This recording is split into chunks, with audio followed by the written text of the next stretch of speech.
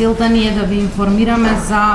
клучните причини кои што доведоа до пад на производството на пиво во земјата во изминатите 10 години. Анализирајќи ги причините, ќе дојдеме и до моментот што е она што Стопанската комора на Македонија преку групацијата на производители на безалкохолни и алкохолни пијалаци и Сдруженијето за трговија иницира во оваа насока за да може ваквите состојби да се променат и да се подобрат. Производството и продажбата на пиво во Македонија во изминатата деценија, значи точно 10 години откако настапија одредени промени во 2008 година, бележеше континуиран надолен тренд наспроти позитивните европски трендови во производството на пиво, каде што годишно отприлика се забележува еден раст од 1 до 2% на годишно ниво. Согласно анализите кои што се направени од страна на компаниите членки во комората,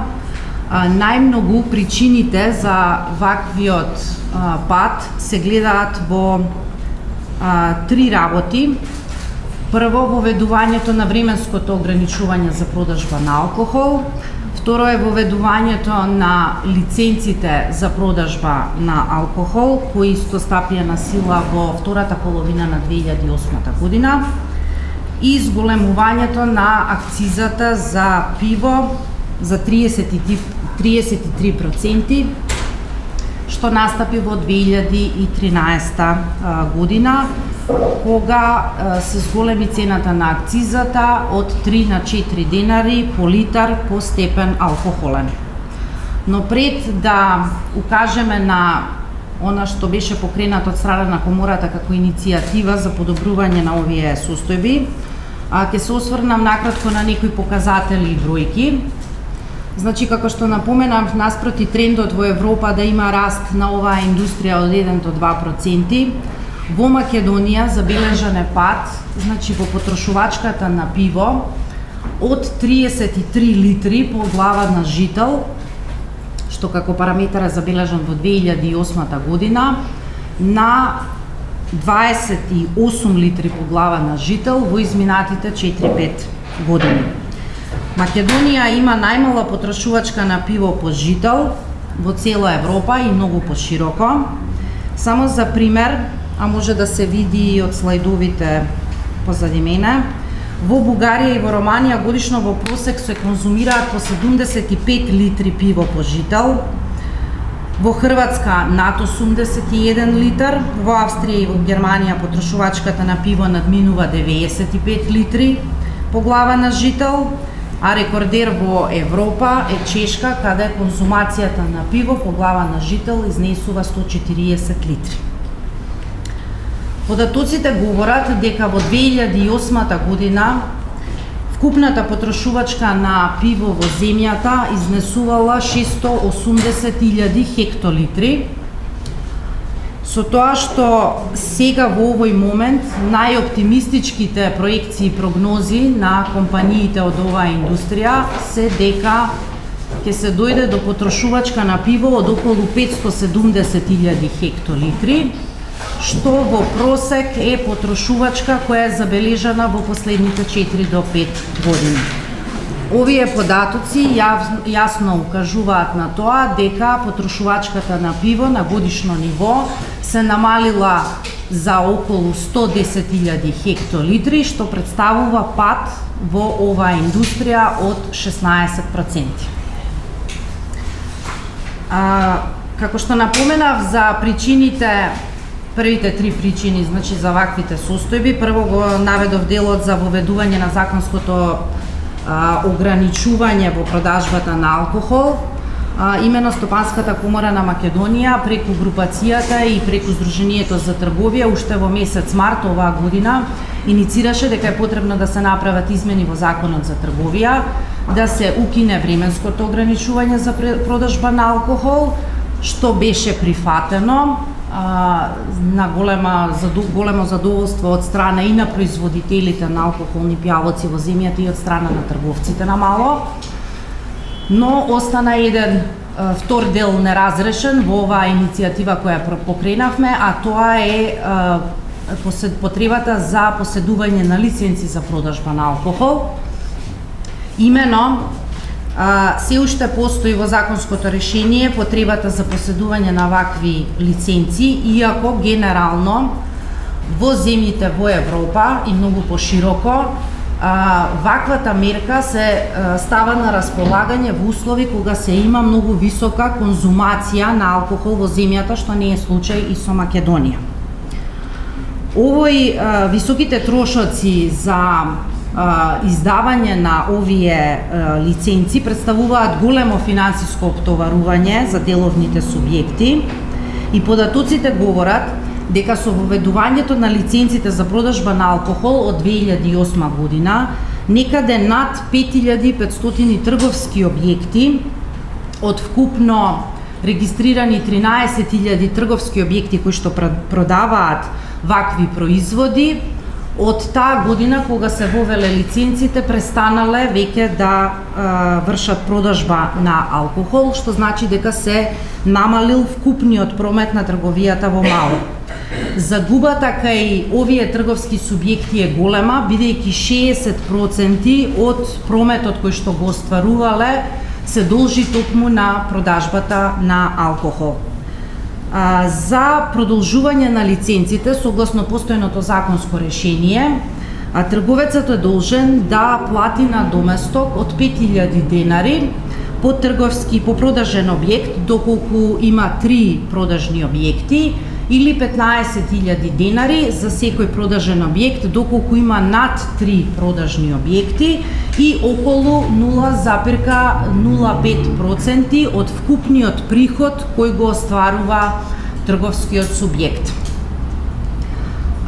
Значи, еден е проблемот за поседување на лиценците и износот за продолжување на важноста на лиценците, но она што беше најзагрижувачки показател во овој дел е потребата да се плаќа процент од вкупен приход, а знаеме дека во трговските објекти се продаваат и многу други производи кои што секако не се основаат приходите само по основ на продажба на алкохол, така што компаниите ценат дека тука едноставно мора да настапи одредена корекција и се надеваме во време кога беше усвоено барањето на комората преку Сдруженијето за трговија и преку групацијата на производители на алкохолни и безалкохолни пијалоци да треба да се тргне временското ограничување, имаше укажување и ние бевме свесни дека сепак ваквото укинување на лиценците и овој процент би предизвикало одредено и би имало соодветни финансиски импликации по буџетот, меѓутоа сега е моментот повторно да се упати на ова барање, затоа што треба да се има во предвид при креирањето на буџетот за наредна година, да се предвидат и вакви измени. Инаку за напомена во овој дел е дека многу од европските земји воопшто не предвидуваат обврска за поседување на лиценци за продажба на алкохолни пијалоци, како што е например случајот во Шведска, во Австрија, во Германија, во Словенија, во Чешка, а за кои што претходно наведов дека се земји кои што имаат далеку поголема потрошувачка и консумација на алкохол отколку во Македонија, затоа што просечната според податоците на Светската здравствена организација од 2015 година потрошувачката на алкохол по глава на жител во Македонија изнесува 5,7 литри, што е далеку од европскиот просек кој изнесува 10 литри по глава на жител. И покрај најниската потрошувачка на пиво во земјата, Македонија, сега ќе одам на оној втор дел, има највисока стапка на акциза на пивото во однос на останатите земји, не само во југоисточна Европа, туку и земјите членки на Европската Унија.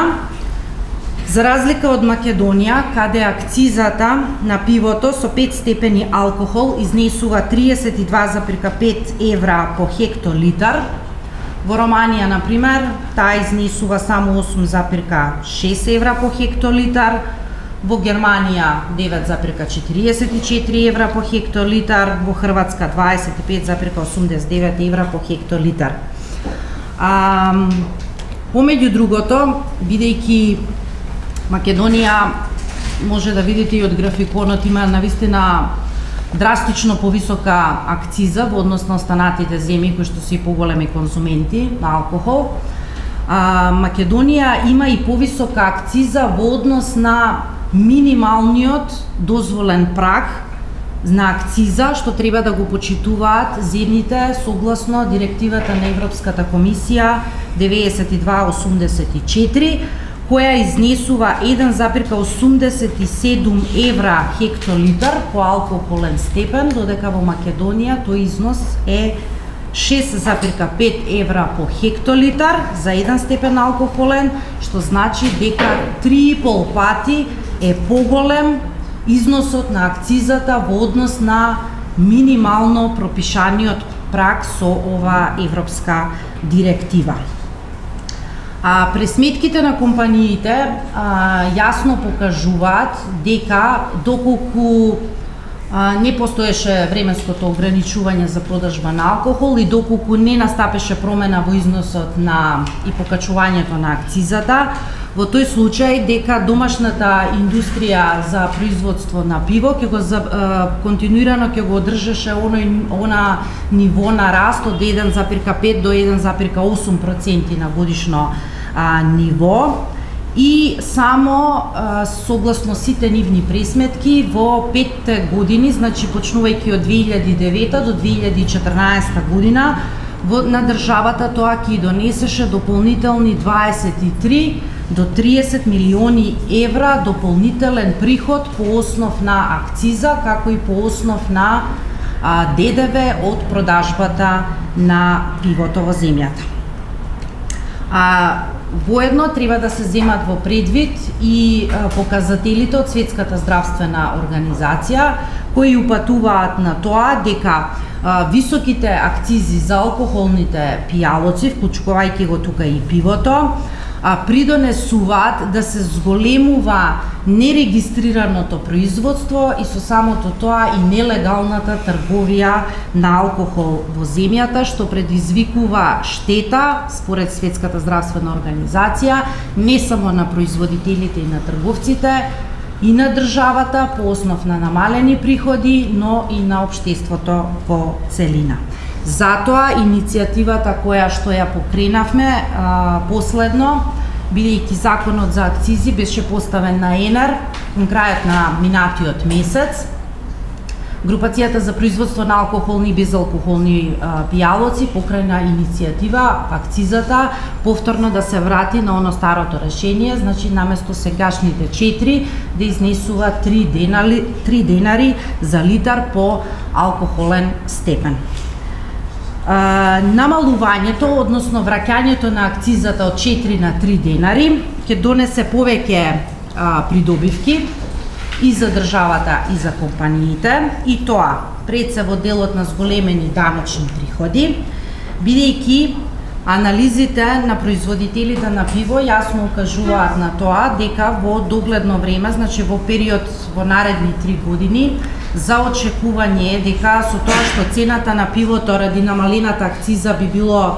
економски подостапно до конзументите, дека ќе се дојде на нивото на производство на пиво кое што важело до 2008 година, односно годишно производство од 680.000 хектолитри. Тоа значи дека таа разлика што ќе се јави од дополнително производство на 110.000 хектолитри, заедно вклучувајќи ја намалената акциза што би изнесувала кога би била за 5 степени алкохол, би изнесувала 24,4 евра, во тој случај би се генерирале дополнителни приходи во буџетот за околу 2,5 милиони евра на годишно ниво, со тоа што дополнително треба да се има во предвид дека во такви услови би се зголемила и продажбата на пивото и по основ на прилив и на ДДВ, тие вкупни приходи некаде би можеле да достигнат и до 30 милиони евра на годишно ниво. Друг сегмент придобивка е социоекономскиот аспект,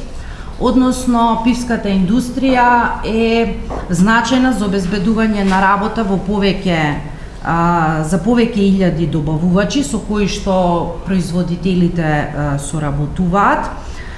И за секое, бидејќи е поврзана дејност од која што влијание секако има и врз земјоделието, и врз туризмот, угостителството, транспортот, трговијата на мало, трговијата на големо, и за секое работно место во оваа индустрија се придонесува да се направи една состојба на стабилност на секое дополнителни 4 работни места во земјата, затоа што компаниите од пивската индустрија соработуваат со некаде околу 20.000 деловни ентитети во земјата, со што генерираат дополнителна додадена вредност од над 60 милиони евра на годишно ниво во домашната економија, и ваквата стабилност би значила отварање и на нови работни места.